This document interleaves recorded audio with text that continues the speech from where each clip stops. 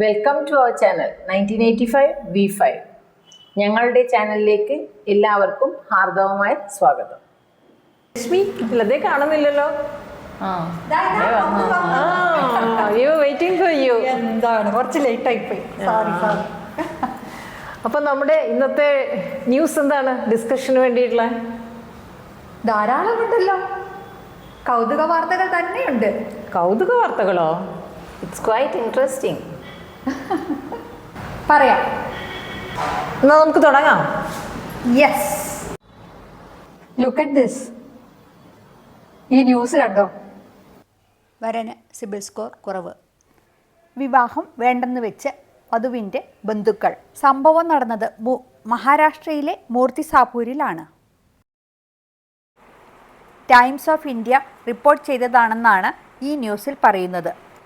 വധുവരന്മാരും ബന്ധുക്കളും പരസ്പരം ഇഷ്ടപ്പെട്ട് തന്നെയാണ് വിവാഹം ഉറപ്പിച്ചത്. വില്ലനായി വന്നത് വധുവിൻ്റെ അമ്മാവൻ. വിവാഹം ഉറപ്പിക്കുന്നതിന് മുൻപ് വരൻ്റെ സിബിൽ സ്കോർ ഒന്ന് പരിശോധിക്കണമെന്ന് നിബന്ധന വന്നു. ഒരസാധാരണ നിബന്ധന. അതോടെ കാര്യങ്ങൾ മാറിമറിഞ്ഞു. സിബിൽ സ്കോർ പരിശോധിച്ചപ്പോൾ വരന് സ്കോർ വളരെ കുറവ് എന്നു മാത്രമല്ല, വരന് ഒന്നിലധികം ബാങ്കുകളിൽ പല വിധത്തിലുള്ള ലോണുകൾ ഉള്ളതായി കണ്ടു.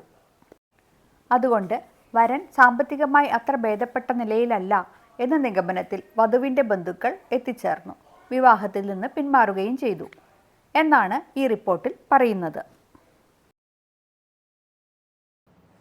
കാലം പോയ പോക്ക്, അല്ലെങ്കിൽ തന്നെ മാട്രിമോണിയൽ അഡ്വർടൈസ്മെന്റ് ഒരു പരിധിവരെ എക്സാജറേഷനാണ്.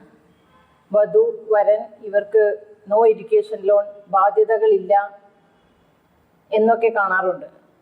ഹൊറോസ്കോപ്പ് അറ്റാച്ച് ചെയ്യുന്ന പതിവും ഉണ്ട്. ഇനി മുതൽ സിബിൽ റിപ്പോർട്ട് അറ്റാച്ച് ചെയ്യുന്ന കാലം വിദൂരമല്ല. കാലം മാറി, കഥ മാറി. ഇനി വിവാഹം നടക്കണമെങ്കിൽ കുറച്ച് ഉയർക്കേണ്ടി വരും. അതെ, കാലം മാറുക തന്നെ ചെയ്തു. ഒരു ബാങ്ക് റിക്രൂട്ട്മെൻറ്റുമായി ബന്ധപ്പെട്ട ഒരു സംഭവമാണ് എനിക്ക് ഓർമ്മ വരുന്നത്. ഇന്നത്തെ സാഹചര്യത്തിൽ ഒരു ബാങ്ക് ഉദ്യോഗം കിട്ടുക എന്നത് വളരെ ആശ്വാസകരമായൊരു സംഭവമാണ്. എല്ലാവരും അതിനുവേണ്ടി ആഗ്രഹിക്കുന്നുമുണ്ട്. നാട്ടിൽ തന്നെ ജീവിക്കണമെന്നുള്ള ആഗ്രഹിക്കുന്നവർക്ക് ബാങ്ക് ഉദ്യോഗം വളരെ നല്ലൊരു ലുക്രേറ്റീവ് ആയിട്ടുള്ള ജോബായിട്ടാണ് കാണുന്നത്. അതിന് IBPS പരീക്ഷ എഴുതണം, കടമ്പകൾ കടക്കണം, ഇൻ്റർവ്യൂ ചെയ്യണം. എല്ലാം ചെയ്തതിന് ശേഷം മാത്രമേ ഫൈനൽ ലിസ്റ്റിൽ വരികയുള്ളൂ. ഒരു ഉദ്യോഗാർത്ഥി കോച്ചിങ് എല്ലാം കംപ്ലീറ്റ് ചെയ്തതിന് ശേഷം IBPS പരീക്ഷ എഴുതുന്നു, ഇൻ്റർവ്യൂവിനെ വിളിക്കുന്നു. ഇൻ്റർവ്യൂ വളരെ നന്നായി പെർഫോം ചെയ്തു. ഉദ്യോഗാർത്ഥിക്ക് നല്ല കോൺഫിഡൻസ് ഉണ്ടായിരുന്നു, എന്തായാലും ലിസ്റ്റിൽ വരുമെന്നുള്ള ഒരു ധാരണയുണ്ടായിരുന്നു. ബാങ്ക് അധികൃതർ ഒരു ലാസ്റ്റ് വെരിഫിക്കേഷന് പോകുന്നു. ഈ ലാസ്റ്റ് വെരിഫിക്കേഷനിൽ ഈ ഉദ്യോഗാർത്ഥി പുറന്തള്ളപ്പെടുന്നു, ലിസ്റ്റിൽ നിന്ന് പുറത്താകുന്നു. എന്തായിരിക്കും ഇതിന് കാരണമായ സംഭവം എന്ന്, എന്തായിരിക്കും ഇതിന് കാരണമായ സംഗതി എന്ന് നമുക്ക് ഗസ് ചെയ്യാൻ പോലും പറ്റില്ല. ഈ വ്യക്തിയെ ലിസ്റ്റിൽ നിന്ന് പുറത്താക്കിയ ആ വില്ലൻ ആരായിരിക്കും? നമുക്ക് ഗസ് ചെയ്യാൻ പോലും പ്രയാസമാണ്. ഞാനൊരു 5-6 വർഷം പുറകിലോട്ട് ഒന്ന് നോക്കട്ടെ. ഈ പർട്ടിക്കുലർ പേഴ്സൺ അല്ലെങ്കിൽ ഈ ഉദ്യോഗാർത്ഥി പഠിക്കുന്ന കാലത്ത് ഒരു വിദ്യാഭ്യാസ ലോൺ എടുത്തിരുന്നു, ബാങ്കിൽ നിന്ന് എടുത്തിരുന്നു. എഡ്യൂക്കേഷൻ ലോണിൻ്റെ നിബന്ധന പ്രകാരം പഠനം കഴിഞ്ഞ് 2 വർഷം കഴിയുമ്പോൾ റീപേയ്മെൻറ്റ് സ്റ്റാർട്ട് ചെയ്യണം, EMI അടച്ചു തുടങ്ങണം. ബാങ്ക് അധികൃതർ സാധാരണ പോലെ ഈ കുട്ടിക്ക് നോട്ടീസ് അയച്ചു. അവരത് ഇഗ്നോർ ചെയ്തു. മേ ബി ജനങ്ങളുടെ ഇടയിൽ ഒരു ധാരണയുണ്ടല്ലോ, വിദ്യാഭ്യാസ ലോൺ തിരിച്ചടക്കേണ്ടതില്ല, ഇത് ഗവൺമെൻറ് തരുന്ന ഫണ്ടാണ് എന്നൊക്കെ. അതുകൊണ്ടായിരിക്കാം അവരും ആലോചിച്ചത് അങ്ങനെ. ഈ റീപേയ്മെൻറ്റ് സ്റ്റാർട്ട് ചെയ്യാത്തതുകൊണ്ട് ബാങ്ക് അധികൃതർ ഈ വിദ്യാഭ്യാസ ലോൺ NPA ആക്കി മാറ്റി. ഈ റിക്രൂട്ട്മെൻറ്റിൻ്റെ ഫൈനൽ വെരിഫിക്കേഷൻ ബാങ്ക് മാനേജ്മെൻറ്റിൻ്റെ അധികൃതർ നടത്തിയപ്പോൾ അവർ ഈ കുട്ടിക്ക് ഇങ്ങനെ ഒരു ലോൺ ഉണ്ടെന്ന് കണ്ടുപിടിക്കുകയും ഫൈനൽ ലിസ്റ്റിൽ നിന്ന് പുറത്താവുകയും ചെയ്തു. ഒരു വിദ്യാഭ്യാസ ലോൺ എടുത്തത് തിരിച്ചടയ്ക്കാനുള്ള ഉത്തരവാദിത്തമില്ലാത്ത ഒരു വ്യക്തിക്ക് ബാങ്കിൻ്റെ ഇത്രയും ഭാരിച്ച ഉത്തരവാദിത്തം എങ്ങനെ ഏൽപ്പിക്കാൻ കഴിയും? ഇത് വളരെ ജെന്യൂനായിട്ടുള്ള ഒരു സംശയമാണ്. ബാങ്ക് അധികൃതർ ലിസ്റ്റിൽ നിന്ന് പുറത്താക്കി. വളരെ ആഗ്രഹത്തോടു കൂടി പഠിച്ച് ഒരു ജോലി കിട്ടണമെന്നുള്ള ആ സ്വപ്നം അതോടുകൂടി നഷ്ടപ്പെട്ടു. ബാങ്ക് അധികൃതർക്ക് ഈ ഡീറ്റെയിൽസ് എങ്ങനെയായിരിക്കും മനസ്സിലായിട്ടുണ്ടാവുക? നമുക്ക് ഗസ് ചെയ്യാൻ പോലും വയ്യല്ലോ എങ്ങനെയായിരിക്കുമെന്ന്. സിബിൽ റിപ്പോർട്ട് തന്നെ ഇവിടെയും വില്ലനായത്. ഇങ്ങനെ ഒരു ഡിസിഷൻ എടുക്കുവാൻ ബാങ്ക് അധികൃതരെ പ്രേരിപ്പിച്ച ഈ ഇൻഫർമേഷൻ എവിടെ നിന്നായിരിക്കും ബാങ്ക് അധികൃതർക്ക് ലഭിച്ചിട്ടുണ്ടാവുക? സംശയം വേണ്ട, സിവിൽ റിപ്പോർട്ടിൽ നിന്ന് തന്നെ. Yes, you said it right. എത്ര പരിതാപകരമായ അവസ്ഥ. ഒരാളുടെ ജീവിതാഭിലാഷം, ഡ്രീംസ് ഇതൊക്കെ അവതാളത്തിലായി. ഇതുവരെ സിബിൽ റിപ്പോർട്ട് വായ്പാ ലഭ്യതയെയും ജോലി സാധ്യതയെയും മാത്രമേ ബാധിച്ചിരുന്നുള്ളൂ. ഇപ്പോഴിതാ വിവാഹത്തെയും ബാധിച്ചു തുടങ്ങി. അപ്പൊ സിബിൽ ഒരു വില്ലൻ തന്നെ. വരനും വധുവിനുമൊക്കെ ഇത് ബാധകമാണ്. പബ്ലിക്കിന് ഇൻഫോർമേറ്റീവും യൂസ്ഫുള്ളുമായിട്ടുള്ള ഈ വിഷയം നമുക്കൊന്ന് ഡിസ്കസ് ചെയ്താലോ? ഏതെങ്കിലും തരത്തിലുള്ള ഒരു ലോൺ എടുക്കാത്തവർ ചുരുക്കമാണ്. വായ്പയുമായി ബന്ധപ്പെട്ട് കിടക്കുന്ന ഒരു ഇമ്പോർട്ടൻ്റ് ആസ്പെക്റ്റാണ് ക്രെഡിറ്റ് ഇൻഫർമേഷൻ റിപ്പോർട്ട്.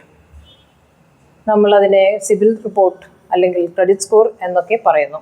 സാധാരണ അങ്ങനെയാണ് എല്ലാവരും വിളിക്കാറുള്ളത്, സിബിൽ സ്കോർ, സിബിൽ റിപ്പോർട്ട്. ബാങ്കുകൾക്കും മറ്റു ധനകാര്യ സ്ഥാപനങ്ങൾക്കും ആവശ്യമായ ക്രെഡിറ്റ് ഇൻഫർമേഷൻ റിപ്പോർട്ട് നൽകുന്നത് ക്രെഡിറ്റ് ഇൻഫർമേഷൻ കമ്പനീസ് ആണ്. RBI അപ്രൂവ്ഡ് ആയ 4 കമ്പനികളുണ്ട്. ട്രാൻസ് യൂണിയൻ സിബിൽ, CIRF ഹൈമ, ഇക്വിഫാക്സ്, എക്സ്പീരിയൻ എന്നിങ്ങനെ 4 കമ്പനീസ് ഉണ്ട്.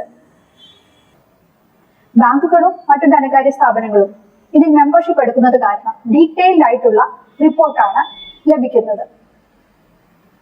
സിബിൽ ട്രാൻസ് യൂണിയൻ കമ്പനി ഏകദേശം 600 ദശലക്ഷം ഇൻഡിവിജ്വൽസിന്റെയും 32 ദശലക്ഷം കമ്പനികളുടെയും ബിസിനസ്സുകളുടെയും ക്രെഡിറ്റ് ഫയൽ സൂക്ഷിക്കുന്നുണ്ട്.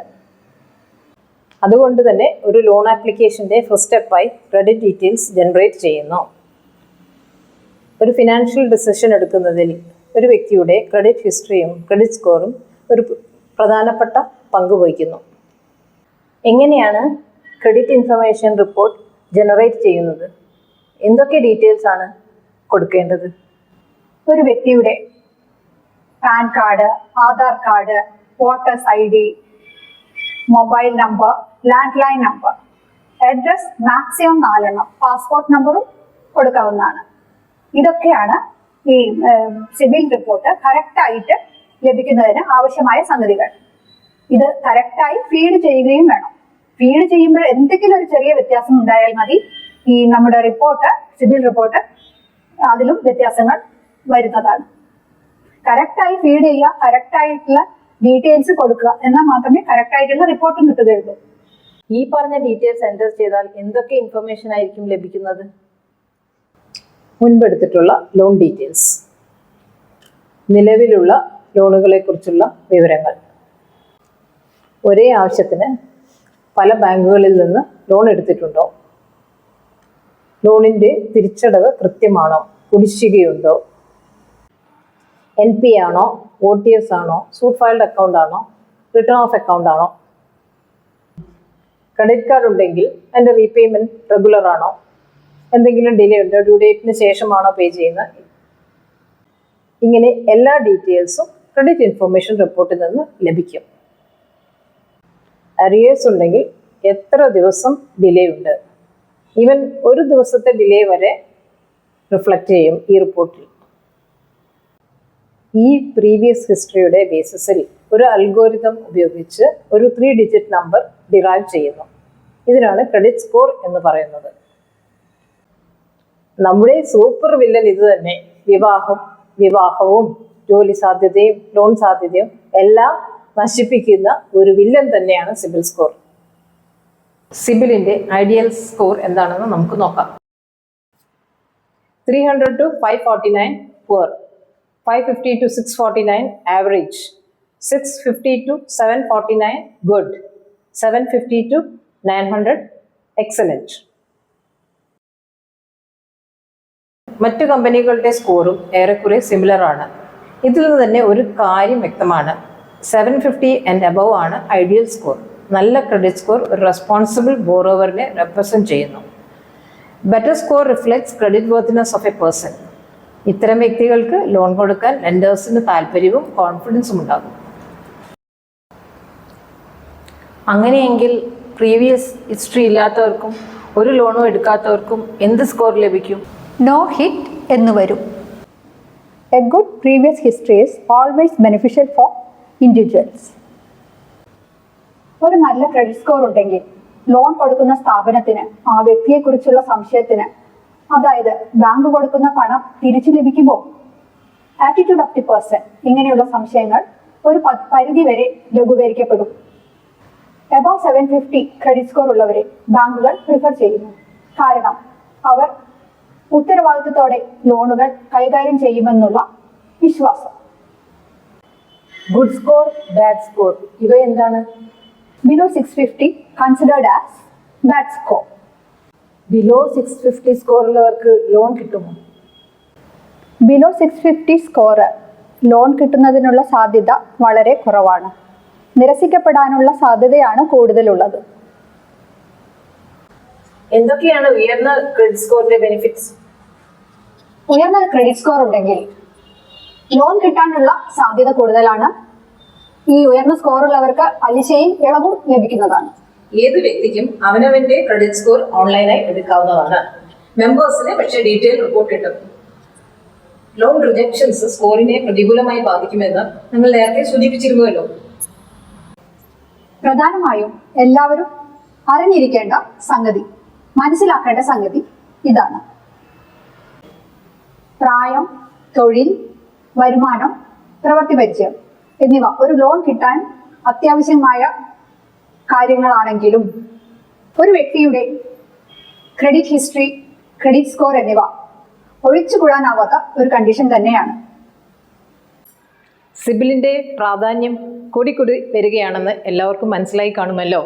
വിവാഹ കമ്പോളത്തിലും ഒരു ജോലി ലഭിക്കുന്നതിലും എല്ലാം ഇതിന് വളരെ ഇൻഫ്ലുവൻസ് ഉണ്ട്. അതുകൊണ്ട് പൊതുജനങ്ങളുടെ ഇടയിൽ ഈ വിഷയത്തെക്കുറിച്ച് ഒരു അവെയർനെസ് ക്രിയേറ്റ് ചെയ്യുന്നത് എല്ലാവർക്കും ഹെൽപ്ഫുൾ ആയിരിക്കും. ക്രെഡിറ്റ് സ്കോറും അതിൻ്റെ പ്രാധാന്യവും ക്ലിയർ ആയി എന്ന് വിശ്വസിക്കട്ടെ. സ്വന്തം ക്രെഡിറ്റ് സ്കോർ മെച്ചപ്പെടുത്താനും ക്രെഡിറ്റ് യോഗ്യരാകാനുമുള്ള മാർഗങ്ങൾ, ടെക്നിക്സ് എന്നിവയെക്കുറിച്ച് അടുത്തൊരു വീഡിയോയിൽ പരാമർശിക്കുന്നതാണ്. Wait for our next episode on CIBIL.